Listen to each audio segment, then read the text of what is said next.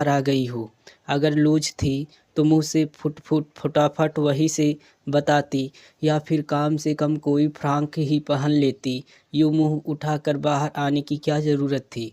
और मैंने कोई अंडर गारमेंटर का बिजनेस नहीं कर रखा है जो मुझे तुम्हारे फिगर का पता होगा, और मैं तुम्हें वही निकाल कर झटपट से दे दूंगा कि तुम्हें कौन सा नंबर आएगा कौन सा नहीं। उसने डांटने पर ही बस किया। हालांकि उसका बस नहीं चल रहा था कि वह आगे बढ़कर इस लड़की का गला दबा दे। हालांकि सिद्धांत की डांट सुनकर रानी सहम गई थी और मैं मुंह बिसूर कर भाए बाए करके रोने लगी। मुझे पहनना ही नहीं है, मैं ऐसे ही ठीक हूँ। ब्लैक स्वेटर सिद्धांत की तरफ उछालती खुद को दुपट्टे में लपेटकर वहाँ से भागी थी कि सिद्धार्थ के शब्द का पैमाना भर चुका था। वह उसे लड़की को जितनी छूट दे रहा था वह उतनी ही उसके सर चढ़ रही थी। उम्र उसकी 17 साल की थी और हरकतें बिल्कुल 6 साल की बच्ची जैसी। मारे गुस्से के वह उसे उसी हालात में दीवार से लगा चुका था।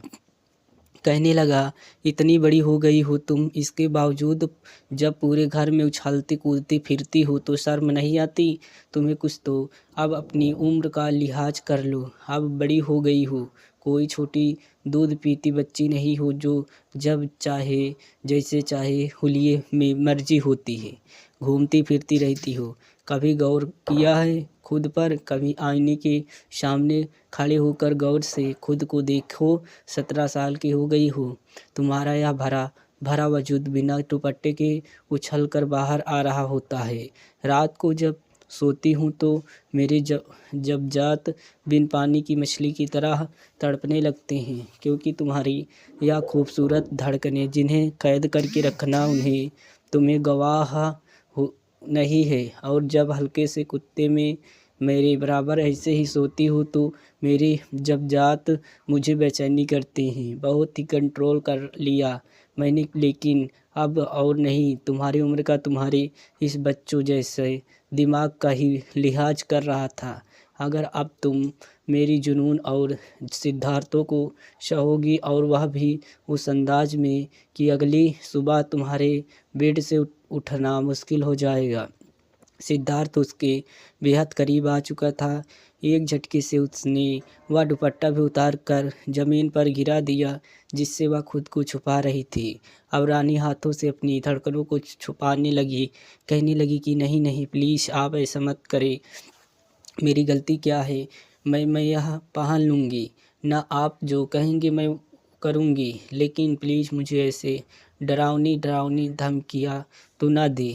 खुद को देखा है पूरी हाथी और मैं नाजुक सी गुड़िया। अगर आप मेरे साथ सुहाग मनाने की सोच रहे हैं तो सोचना भी मत।